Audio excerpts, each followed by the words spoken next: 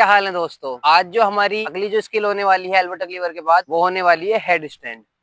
और head stand ही क्यों होने वाली है, उसका रीजन ये है क्योंकि ये हमारी हैंड स्टैंड से पहला स्टेप है। और हेड स्टैंड को पहले सीखने का जो हमारा मेन रीजन है वो यही है कि हम जो हमारे हैंड स्टैंड करते टाइम जो हमारे मन में डर रहता है उसे निकालेगा ये। और हमारे जब हम सर नीचे और पैर ऊपर होंगे उस टाइम पे बॉडी को बैलेंस करने का, हम किस तरह बॉडी को बैलेंस कर सकते हैं, उसमें काफी मदद मिलेगी इस स्किल को सीखने के लिए। तो चलिए शुरू करते। तो हेड स्टैंड को भी मैंने 4 पॉइंट्स में तोड़ा है। उसके जो मेन पॉइंट्स हैं वो है स्ट्रेंथ हमारी सबसे पहले, दूसरा है टेक्निक हमें किस तरह करना है, तीसरा हमें किस तरह बैलेंस करना है बैलेंसिंग, और चौथा रहेगा प्रोग्रेशन, आगे हमें उसमें कैसे प्रोग्रेस। तो सबसे पहला पॉइंट है स्ट्रेंथ। स्ट्रेंथ में जो सबसे मेन पॉइंट आता है वो आता है कोर स्ट्रेंथ का। इसमें इसमें बाकी स्ट्रेंथ हमें इतनी इंपॉर्टेंट नहीं है जितनी सबसे ज्यादा है हमारी कोर स्ट्रेंथ। तो कोर की जो हमें स्ट्रेंथ बढ़ानी है इसके लिए बेसिकली उसमें सबसे ज्यादा चाहिए हमें होलो बॉडी होल्ड करना, और हमें आना चाहिए सिटिंग लेग रेज, जो मैंने आपको अपनी प्रीवियस वीडियोस में बता रखे हैं। उसे और अच्छे से किस तरह हम अपनी कोर को इंगेज इसमें कर सकते हैं वो आज मैं आपको यहाँ पे बताऊंगा। उसके लिए हमें कुछ नहीं करना, हैंड के सहारे आना है और फिर स्लोली स्लोली आगे आना है अपने हिप के एरिया को ऊपर करके, फिर नीचे जाना है।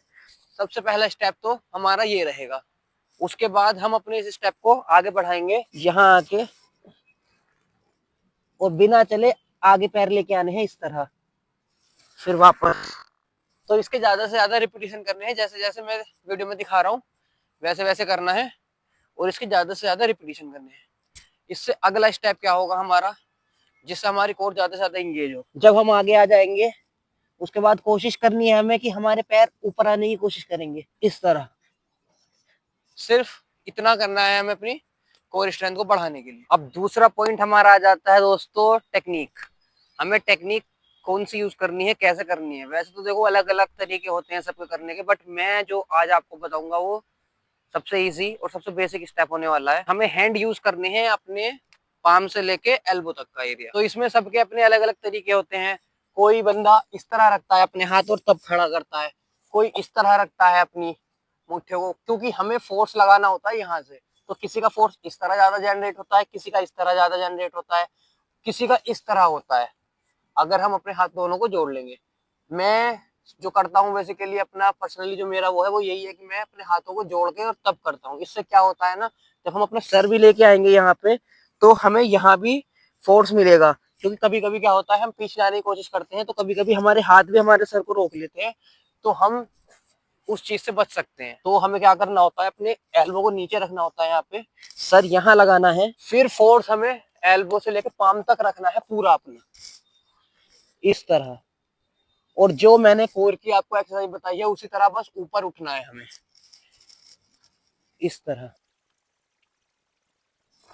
तो इसमें आप देख पाओगे जब हम शुरू में उठते हैं तो हमारा बॉडी वेट पीछे की तरफ ज्यादा रहता है, तो हमारा फोर्स एल्बो पे ज्यादा रहेगा। जैसे धीरे धीरे बॉडी उठती रहेगी हमारी तो वेट शिफ्ट होता रहेगा ऊपर की तरफ, तो हमारा जो बॉडी वेट होगा वो आगे की तरफ जाता रहेगा, तो हमारा फोर्स लगना शुरू हो जाएगा हाथों से। प्लस हम इस तरह करने से एक यूज ये भी फायदा ये भी हो जाता है कि जब हम अपनी बॉडी को ऊपर उठाने की कोशिश करते हैं तो सर हमारा पीछे की तरफ फोर्स करता है, बट हमारे हाथ रोकते हैं उसे, तो वो उसे वहीं पर रोक लेंगे सर को, और हमारी बॉडी अच्छे से ऊपर आ पाएगी। तो ये टेक्निक आप अगर यूज करेंगे तो हेड स्टैंड बहुत आसान हो जाएगा आपके लिए। फिर हम इसका जो अगला स्टेप है टेक्निक का वो है कि हमें किसी सपोर्ट से या किसी वॉल से शुरू में ट्राई करना है। हमें डायरेक्ट अपनी नॉर्मल से स्टार्ट नहीं करना है। तो यहाँ कहीं वॉल तो है नहीं, हमें ऐसी कोई नीड नहीं है, बट हमें एक सपोर्ट चाहिए कोई भी।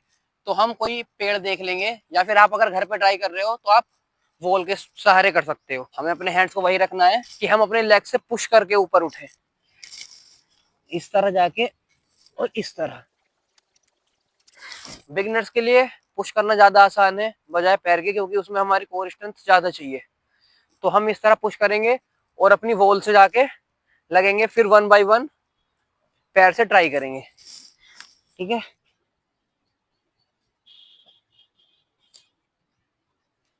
इस तरह हमें ज्यादा से ज्यादा प्रैक्टिस करनी है। इससे हमें आइडिया मिलेगा कि हमारी बॉडी कहाँ जाके बैलेंस हो रही है।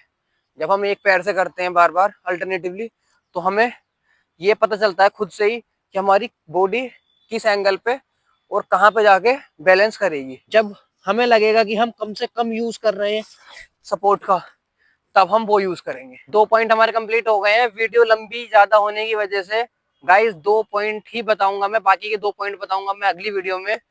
तो और 2 जो बाद के पॉइंट है वो बहुत ज्यादा इंपॉर्टेंट है, क्योंकि वहीं से हमारी जो हैंड स्टैंड है या फिर हैंड स्टैंड है वो अनलॉक होगा। तो अगली वीडियो भी जरूर देखें जाके, और इस वीडियो पे भी गाइस कमेंट करें, लाइक करें, ज्यादा से ज्यादा शेयर करें। जब तक मैंने ये 2 पॉइंट्स बताए हैं इनकी प्रैक्टिस करें बहुत अच्छे से। मिलते हैं फिर अगली वीडियो में, तब तक के लिए हर हर महादेव।